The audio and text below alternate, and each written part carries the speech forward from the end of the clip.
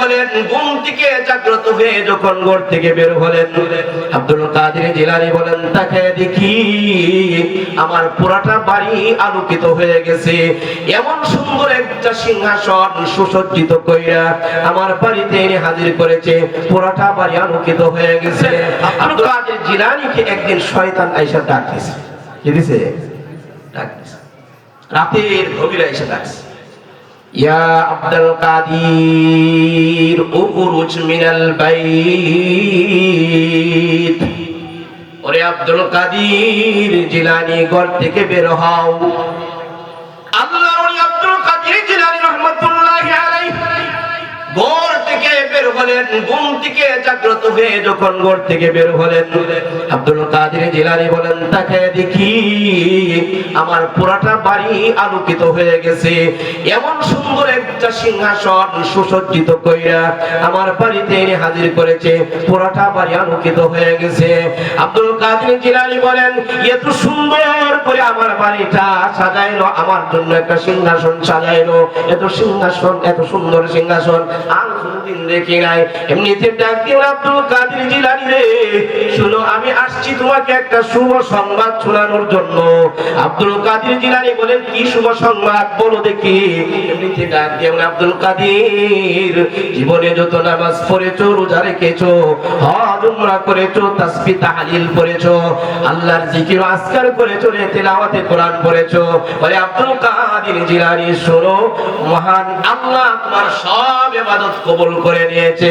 আল্লাহ বলে দিয়েছেন, আজকের থেকে আর তোমার নামাজও লাগবে না, রোজাও লাগবে না, হজও লাগবে না, উমরাও লাগবে না। আল্লাহ বলেছেন, তোমার আর কোনো ইবাদত বন্দী করা লাগবে না, আল্লাহ তোমার প্রতি সন্তুষ্ট হয়ে গেছে। এখন তোমার কষ্ট হয়, আল্লাহ আর তোমার ইবাদত চায় না। নাউজুবিল্লাহ বলবেন না? নাউজুবিল্লাহ বলেন। হযরত আব্দুল কাদের জিলানী কয়, হ্যাঁ কেমন কথা, উনি তো আলেম ছিলেন, কত বড় আলেম। আব্দুল কাদের জিলানী বলেন, এমনিতে আমার মনে পড়ে গেল আল্লাহর কোরআনের এক আয়াতে কারিমা, ওয়াবুদ রাব্বাকা হাত্তা ইয়াতিয়াকাল ইয়াকিন, ওয়াবুদ রাব্বাকা হাত্তা ইয়াতিয়াকাল ইয়াকিন। আল্লাহ বলেছেন, বন্ধু আপনি আপনার রবের ইবাদত করতে থাকেন, হাত্তা ইয়াতিয়াকাল ইয়াকিন, যতক্ষণ পর্যন্ত আপনার মরণ না হয়। নবীকে আল্লাহ বলেন, বন্ধু মরণ পর্যন্ত আপনার রবের ইবাদত করেন, গোলামি করেন, নামাজ পড়েন, রোজা রাখেন, হজ উমরা ইবাদত বন্দেগী আল্লাহর করেন, যতদিন পর্যন্ত আপনার মরণ না হয়।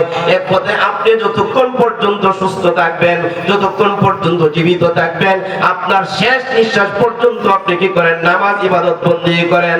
আর মানে কই ইবাদতের বন্দেগী লাগবে না, বুঝতে পেরেছি তুমি আল্লাহর পক্ষ থেকে আসো নাই, তুমি আল্লাহর পক্ষ থেকে কোন ফেরেশতা না, তুমি জিবরাইল না, তুমি জিবরাইল না, তুমি মিকাইল না, তুমি তো আল্লাহর কোন ফেরেশতা না।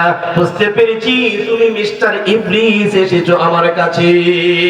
অতএব আব্দুল কাদের জিলানী জুড়ে জুড়ে পড়তে লাগলেন, লা হাওলা ওয়ালা কুওয়াতা ইল্লা বিল্লাহ, করেন লা হাওলা ওয়ালা কুওয়াতা ইল্লা বিল্লাহ। আব্দুল কাদের জিলানী যখন পড়লেন লা হাওলা ওয়ালা কুওয়াতা ইল্লা বিল্লাহ, বলার সাথে সাথে করে এটা এমন একটা পাওয়ারি দোয়া, যদি কোনো বান্দা পড়ে লা হাওলা ওয়ালা কুওয়াতা ইল্লা বিল্লাহ, এটার পাওয়ার, এটা অ্যাটম বোমের মতো কাজ করে, এটা অ্যাটম বোমের মতো কাজ করে। অর্থাৎ শয়তানের শরীরে আগুন ধরে যায়, শয়তান আর টিকে থাকতে পারে না, দৌড়তে থাকে। আল্লাহর ওলি আব্দুল কাদের জিলানী যখন পড়তে লাগলেন লা হাওলা ওয়ালা কুওয়াতা ইল্লা বিল্লাহ, শয়তানের শরীরে আগুন ধরেছে, দৌড়তে আরম্ভ করেছে, দৌড়তে দৌড়তে দৌড়তে দৌড়তে এক পর্যায়ে ডাক দিয়ে বলে, আব্দুল কাদের জিলানী বুঝতে পেরেছি তুমি তোমার এলেমের জুড়ে আমার কাছ থেকে বেঁচে গিয়েছো, এলেমের খাতিরে, এলেমের কারণে তুমি বাইচা গেছো। এমনিতে আব্দুল কাদের জিলানী ডেকে বলেন, এই শয়তান শুন, তুই তো মনে করছস আমি এলেমের গুণে বাইচা গেছি, আমার একটা ফার্ম দিয়ে দিলে, আমাকে একটা ফর্টি দিয়ে দিলে। না না না, শুন, তুই শেষ পর্যন্ত আমাকে এলেম দিয়ে আল্লাহর সাথে আমাকে মুশরিক বানাতে চাইলে, এলেম আমাকে বাঁচাতে পারে নাই, আমাকে বাঁচানোর মালিক একমাত্র আল্লাহ মহান রব্বুল আলামিন নিজ কুদরতি জিম্মাদারিতে আমাকে রক্ষা করেছে। ইমান বাঁচিয়েছেন, আমার আল্লাহ আমাকে বাঁচিয়েছেন, আমার আল্লাহ ইয়ালেম বাঁচাতে পারে নাই। শয়তান দেখছেন কেমনি কি করে, ধোঁকা দেয়নি না দেয় না? আপনার আমার কাছে আসে না? তাই বলি বুঝবেন না। আল্লাহ তাআলা শয়তান কে যখন কি করলেন, বেহেশত থেকে বিতাড়িত করলেন। শয়তান কিন্তু বেহেশতে ছিল একসময়। আদম হাওয়া কে আল্লাহ বলেছিলেন আদম হাওয়াকে সিজদা করো। শয়তানকে বলেছিলেন আল্লাহ ওয়ালাকাদ খালাকনাকুম সুম্মা সাওয়ারনাকুম সুম্মা কুলনা লিল মালাইকাতি ইসজুদু ফাসাজাদু ইল্লা ইবলিস লাম ইয়াকুম মিনাস সাজিদিন ক্বালা মা মানাকা আল্লা তাসজুদা ইয আমারতুক ক্বালা আনা খায়রুম মিনহু খালাকতানি মিন নার وخلقته من طين قال فاهبط منها فإنك من الصاغرين قال انظرني إلى يوم يبعثون قال انظرني إلى يوم يبعثون قال إنك من المنظرين قال فبما أغويتني لأقعدن لهم صراطك المستقيم ثم لآتينهم من بين أيديهم ومن خلفهم وعن أيمانهم وعن شمائلهم ولا تجد أكثرهم شاكرين سبحان الله আল্লাহ তাআলা বলছিলেন আদম বানাইয়া শয়তানকে বলল, এই শয়তান এক কাজ কর। সমস্ত ফেরেশতাদেরকে আল্লাহ হুকুম দিলেন কুল্লিল মালাইকাতি ইসজুদু লি আদম, এই ফেরেশতারা সবাই আদমকে সিজদা করে। ফাসাজাদু ইল্লা ইবলিস, শয়তান ছাড়া ইবলিস ছাড়া বাকি যত ফেরেশতা ছিল সকল ফেরেশতারা আল্লাহকে সিজদা করে। আদমকে সিজদা করে। কাকে সিজদা করলো? আদমকে সিজদা করলো। আল্লাহ বলার সাথে সাথে আপনার সিজদায় উঠিয়ে পড়েছে সমস্ত ফেরেশতা। সবার আগে যার কপালটা মাটিতে লেগেছিল সেই ফেরেশতার নাম ছিল হযরত জিবরাইল আলাইহিস সালাতু ওয়াস সালাম। এজন্য আল্লাহ জিবরাইলকে আল্লাহ সমস্ত ফেরেশতাদের নেতা বানিয়ে দিয়েছেন, সাইয়্যিদুল মালাইকা। আল্লাহ ঘোষণা দিয়েছেন সকল ফেরেশতাদের সর্দার তুমি, কারণ তোমার কপাল সবার আগে মাটিতে লাগছে। সুবহানাল্লাহ, সবার আগে লাগছে। শুধু করলো না কে? ইবলিসের সিজদা করলো না। আল্লাহ জিজ্ঞেস করলেন মা মানাকা আল্লাহ তাসজুদা ইয আমারতুক, এই শয়তান আমি যখন বললাম আদমকে সিজদা করতে, মা মানাকা কে তোকে নিষেধ করলো? আমার আদেশ মানতে নিষেধ করলো কে তোকে? সিজদা করলে না কেন? এখন শয়তান কয় ক্বালা আনা খায়রুম মিনহু খালাকতানি মিন নার ওয়া খালাকতাহু মিন তিন। আল্লাহ আমি এই আদমের চাইতে শ্রেষ্ঠ, কারণ আদমকে বানিয়েছো তুমি মাটি দিয়ে, আমাকে বানিয়েছো আগুন দিয়ে। আগুনের স্বভাব হলো উপরে যাওয়া, মাটির স্বভাব হলো নিচে যাওয়া, আর আগুন মাটির চেয়ে শ্রেষ্ঠ। অতএব করে শ্রেষ্ঠ হয়ে নিম্নটাকে সিজদা করি কেমনে? এজন্য সিজদা করি নাই। আল্লাহ বললেন ফাহবিত মিনহা, এখানে আর থাকতে পারবে না, বের হয়ে যাও। যখন বললেন আল্লাহ, শয়তান আল্লাহর কাছে আল্লাহ একটা কাজ করো, আমাকে কিয়ামত পর্যন্ত একটু হায়াত বাড়ায় দাও, কিয়ামত পর্যন্ত যদি আমার মরণ না হয়। ক্বালা আনজিরনি ইলা ইয়াউমি ইউবাসুন, কিয়ামত পর্যন্ত আমাকে হায়াত দাও। আল্লাহ বলেন ইন্নাকা মিনাল মুনজারিন, যা দিলাম তোকে সময়, কিয়ামত পর্যন্ত তোর কোনো কি নাই, মরণ নাই।